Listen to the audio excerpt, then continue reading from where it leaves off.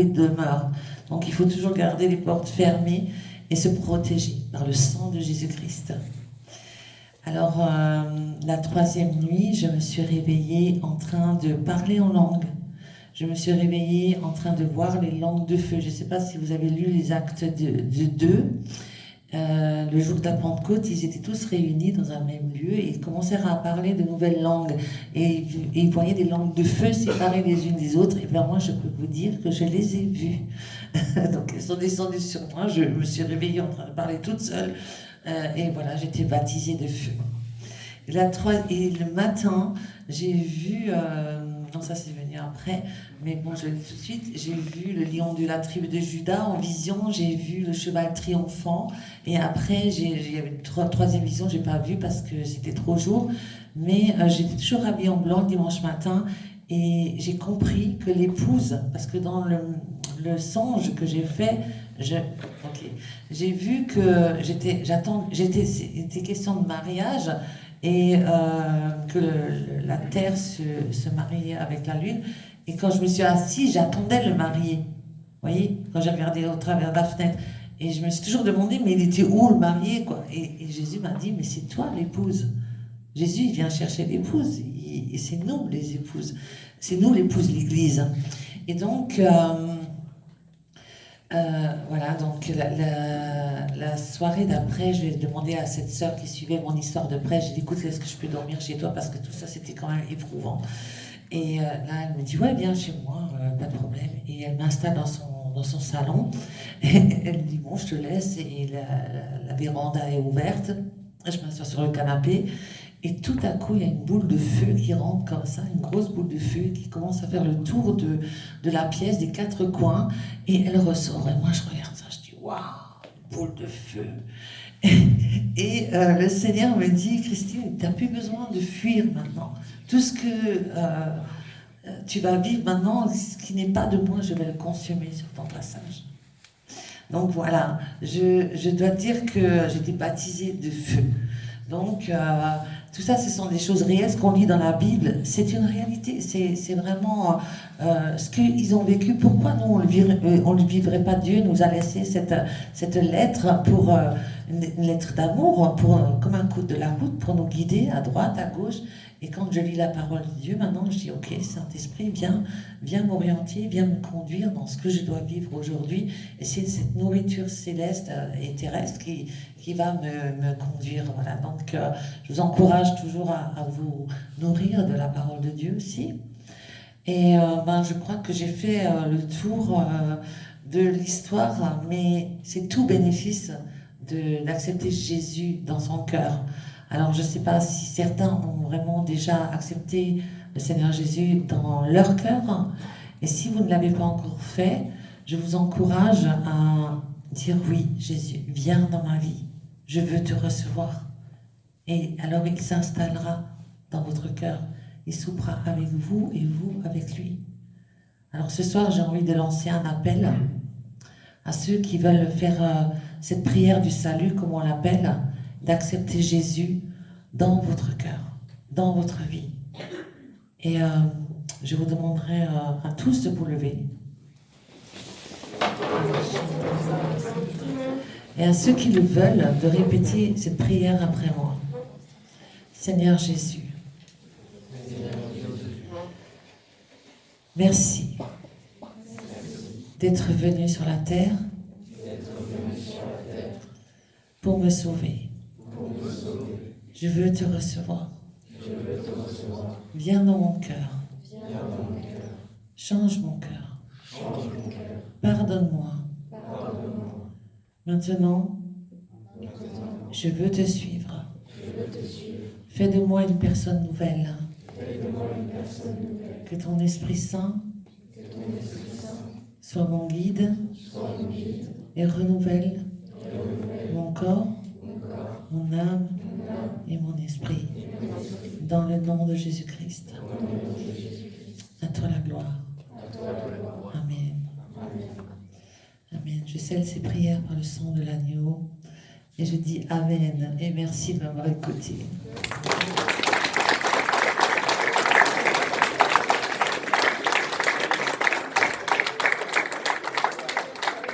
pouvez vous asseoir. Merci beaucoup, Christine, pour ce beau témoignage. Alors, vous allez avoir un temps maintenant de questions-réponses. Je voudrais juste apporter une petite précision, peut-être pour ceux que peut-être la fin de votre témoignage a pu surprendre sur les visions, les images, le lion, les gouttes de feu, etc.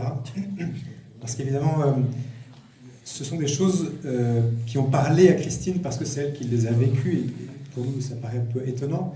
Mais si vous ouvrez le livre de l'Apocalypse, le dernier livre de la Bible, en fait, ce sont des images qui sont très présentes. On appelle ça dans le livre de la Bible un genre apocalyptique, c'est-à-dire des images très fortes, un peu comme dans des rêves, des trucs qui sont mélangés, la lune épouse le soleil, vous savez, c'est bizarre. Vous trouvez ça beaucoup dans la Bible. Beaucoup dans nos rêves, parfois, on a des choses qui peuvent nous sembler absurdes, et pourtant, ça peut être des images par lesquelles le Seigneur nous parle, enfin parle à celui qui les reçoit. Voilà. Donc vous n'étonnez pas de ce genre de choses.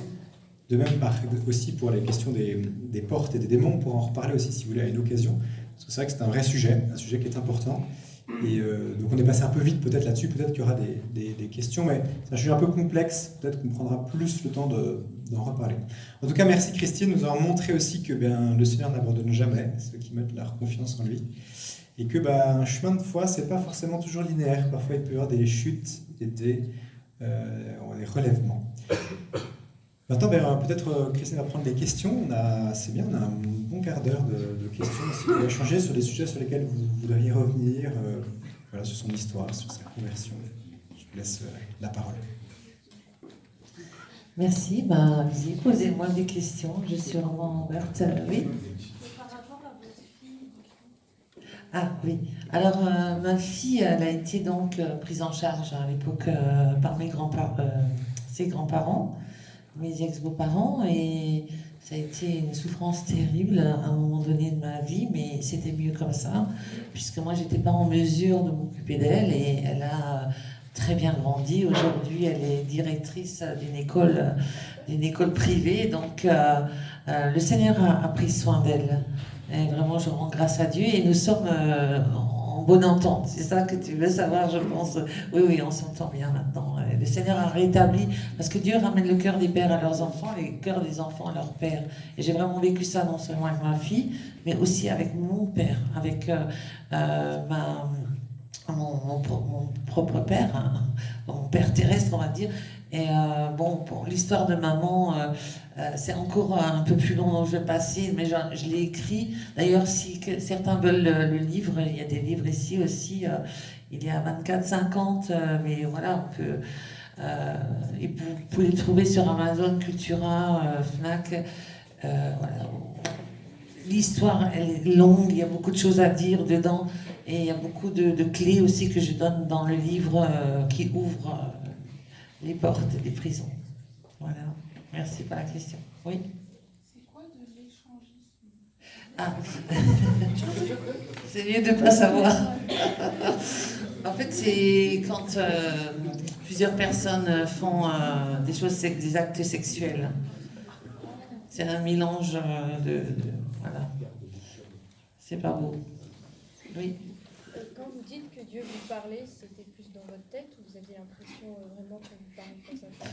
Alors, quand il m'a parlé, il m'a dit Christine, il n'y a pas de différence entre ta vie de prostituée.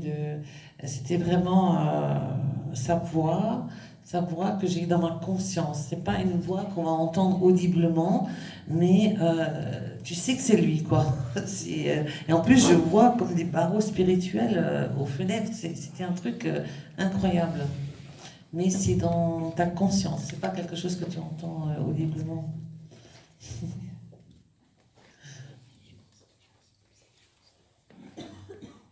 Oui.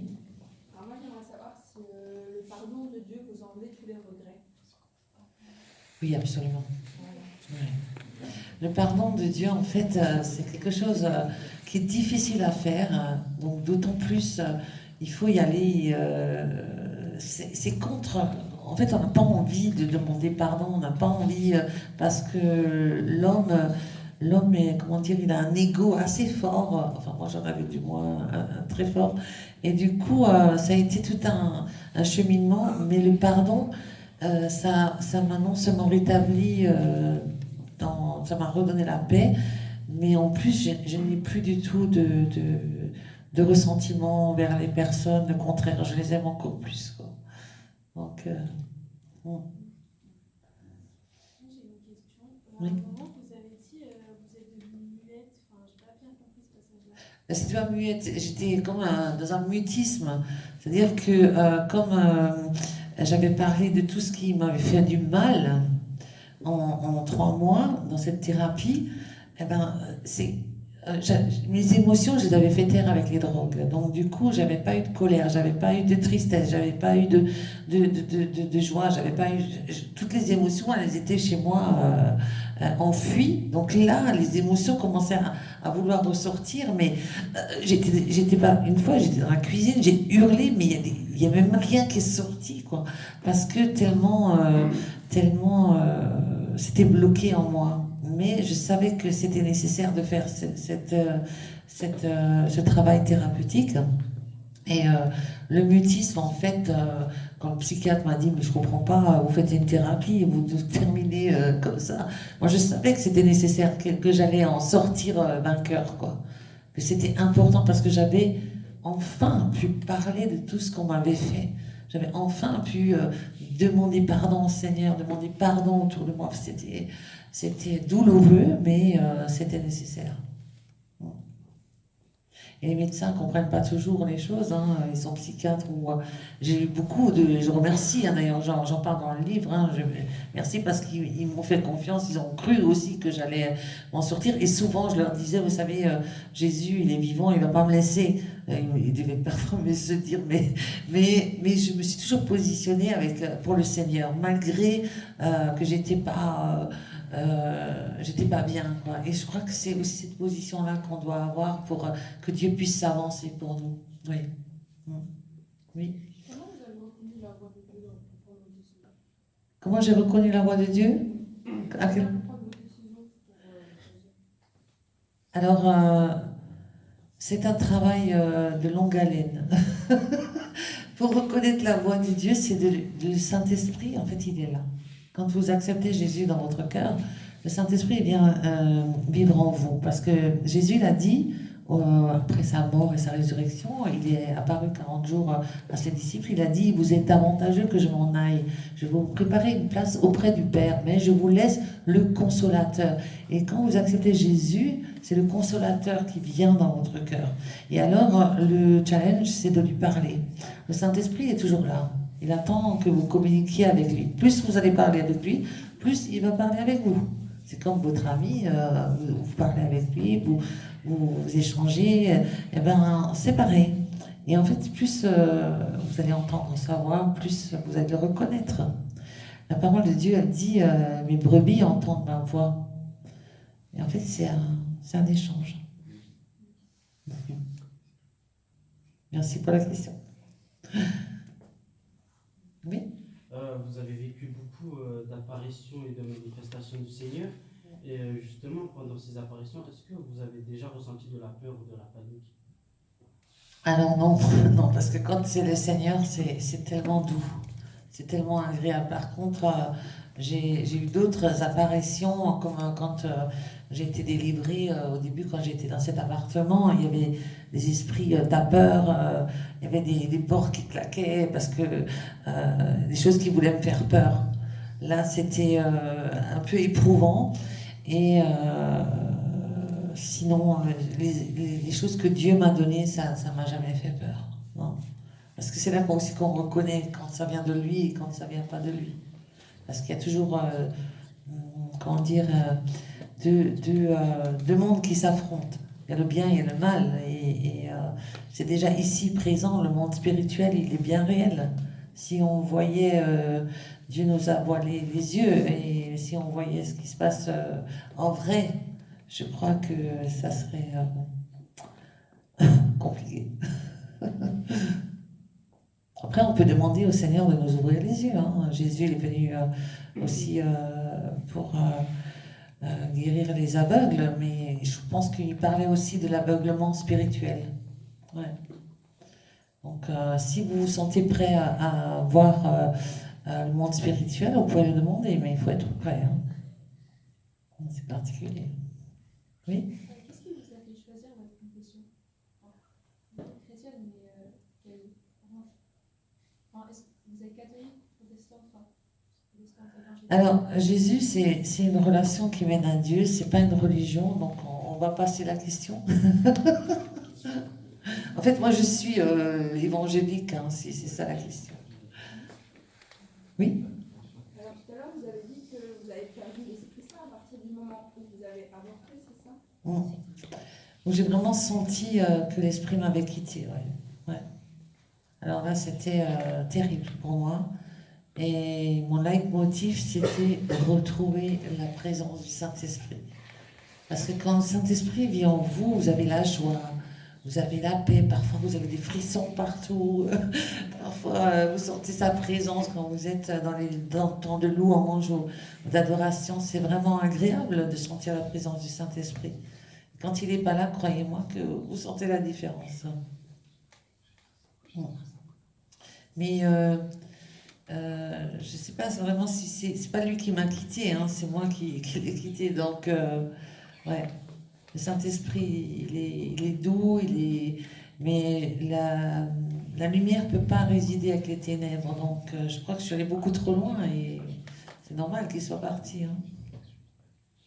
Oui? Maintenant, je fais quoi? Maintenant, je témoigne. Non, dans la vie, tu veux dire professionnellement? Alors, j'ai un projet de magasin sur moi. Je suis missionnaire. Je suis missionnaire des peuples non atteints. Dans la fenêtre 1040 sur Internet, si vous regardez, vous trouverez les peuples qui n'ont pas encore entendu parler de Jésus.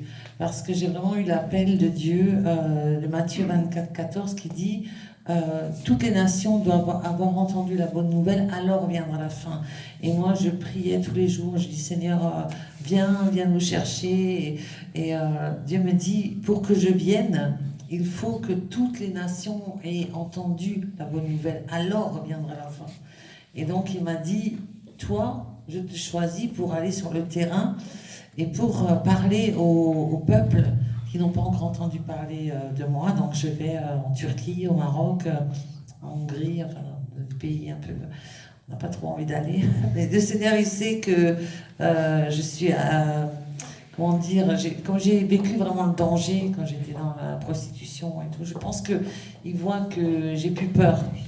De toute façon, il m'a donné une paix tellement énorme que oui, je suis capable de tout pour lui. Et voilà, donc il m'envoie dans les pays étrangers. J'évangélise beaucoup. Demain, je vais dans la rue à Mulhouse, au centre-ville, pour évangéliser. D'ailleurs, j'avais rencontré Victoria il n'y a pas longtemps, elle est partie déjà.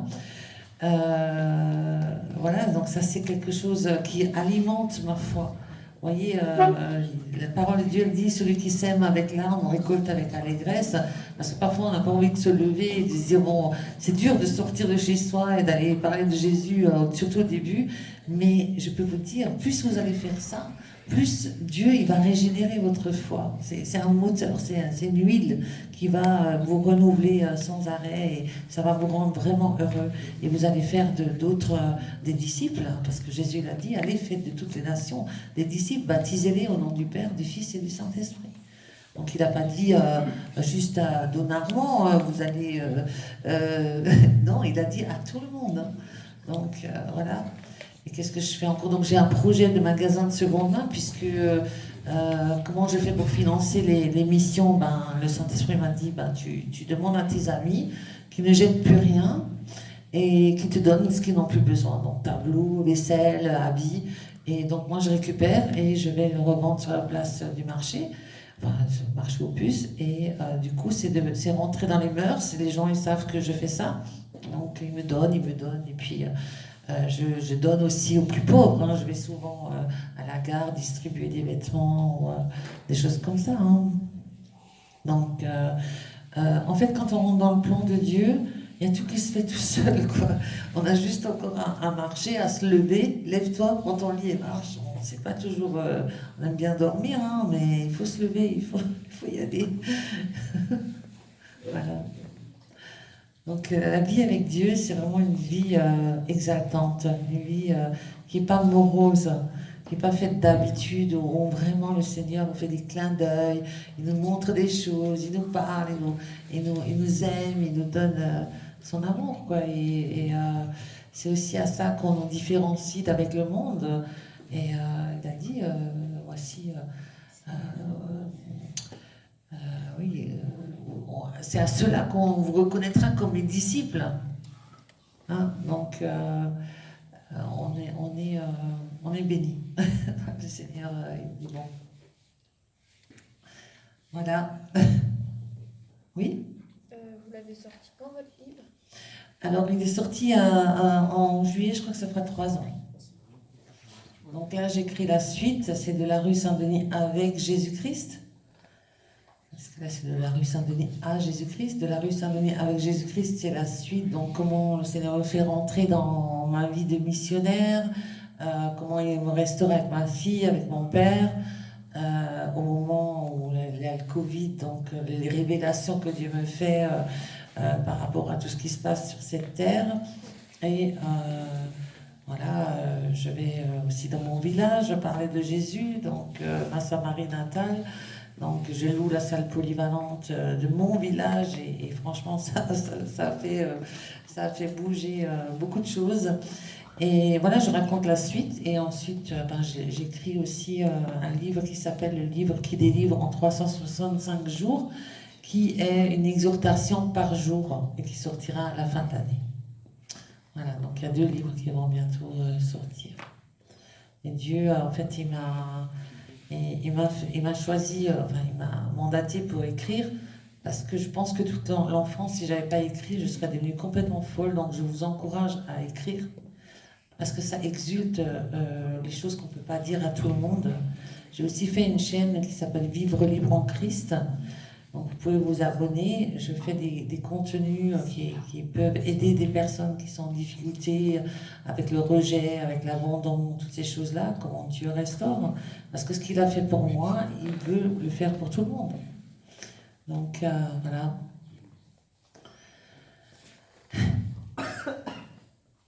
Oui? Aujourd'hui, autour de nous, on voit que la paix n'arrive pas dans le monde, qu'il y a des guerres, que les hommes qui discutent. Est-ce que vous, en quoi vous trouvez la confiance en Dieu? Vous dites tout ça va finir. Alors c'est vrai que Dieu ne nous a rien caché. Il a dit à la fin des temps, il y aura des guerres, des bruits de guerre, des tremblements de terre, des famines et tout ça. Mais il a dit, ne vous inquiétez pas, relevez la tête, je reviens bientôt. Et je crois vraiment qu'on a la grâce de vivre ces temps, que beaucoup d'hommes de Dieu auraient aimé les vivre. Et même si ça peut être un peu grisant, gardez confiance. Dieu est avec vous, il va toujours vous protéger. Il va vous donner des solutions. Dieu, ses sources sont inépuisables, inépuisables.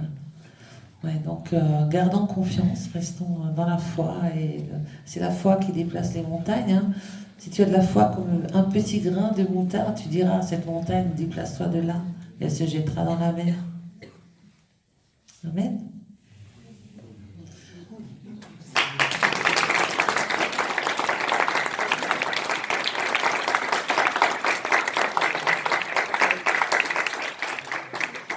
Voilà, merci beaucoup Christine pour ce témoignage, aussi ces questions, un témoignage fort. Alors, je ne sais pas si vous avez fait attention, en tout cas moi je l'ai beaucoup vu, mais il y avait je pense une phrase sur 2 de Christine qui était en fait une citation de la Bible. C'est-à-dire que votre parole est tissée de la parole de Dieu, c'est très beau. Il n'y avait pas les références de bas de page, mais c'était beaucoup des citations de la parole de Dieu. Même les images que vous avez utilisées, c'est étonnant, mais c'est beaucoup des choses qui sont tirées de la Bible. Donc merci. Moi, je retiens 2 choses à la fois de cela, et je voulais vous le dire à la fin ce soir. C'est qu'à la fois, dans la vie de Christine, il y a des choses qui sont déconcertantes, un peu extraordinaires, surtout sur la fin de votre témoignage. On se demande, ça nous paraît un peu étonnant. Et ça, c'est surtout ce qui a touché personnellement Christine, vous voyez, qui n'est pas des choses, évidemment, que vous pouvez reproduire ou revivre dans votre vie. C'est le témoignage de ce qu'elle a vécu, de comment elle l'a vécu, comment elle l'a ressenti. Et en même temps, vous voyez, ce qui est très touchant, qu'il faut retenir pour chacun d'entre nous, c'est que Dieu ne nous abandonne jamais. Ça, c'est quand même important, que si on place sa confiance en lui, bien justement, il nous relève, quoi, il nous redresse. Moi, je retiens ça. Et que même quand on retombe, on peut se relever. Voilà ce qu'il faut retenir. Il y a beaucoup de sujets aussi que vous avez abordés, donc sur le mal, sur les images, sur ceci, sur cela. On pourra volontiers rediscuter, si vous voulez, ensemble, pour qu'on puisse reparler un peu de qu'est-ce que ça veut dire, Christine. Mais ces images sont pétries quand même de symbolisme biblique. Voilà, c'est important. Et puis, bien, oui, vous êtes chrétienne évangélique, et c'est une joie aussi de vous accueillir aussi comme chrétienne. L'Esprit Saint agit partout, dans ceux qui l'invoquent, qui invoquent le Christ, qui invoquent l'Esprit Saint, et l'Esprit, invoque. Et je me disais aussi en écoutant Christine qu'on a aussi un cadeau que beaucoup ont vécu entre vous tout à l'heure, dans celui de la confession, dans le fait de dire son péché. Le Christ le dit, Saint Jacques le dit, de confesser ses péchés les uns aux autres. Et vous voyez, c'est aussi un cadeau qu'on a de se libérer par la confession. Alors vécu peut-être d'une façon un peu différente chez Christine, mais c'est quelque chose qu'on vit et qu'on vous invite souvent à faire, en particulier, vous voyez, pendant le temps du carême. Vous voyez, c'est pas du tout, c'est très important dans ce temps de carême, c'est de se libérer aussi de ce mal qui est en nous, de le déposer au Seigneur, et le Seigneur nous libère. C'est quand même beau ça. Voilà, cette grâce de la confession puis de l'adoration. On cherche à vivre ici, il cherche les jeunes à vivre ça quand on se retrouve ici. Donc voilà. Merci beaucoup. On va prendre nos chaises et les mettre en bas. Je me demande s'il n'y a pas une sorte de table d'ailleurs en bas. Là. Il faut vérifier qu'il y ait assez de chaises. Que les salles soient bien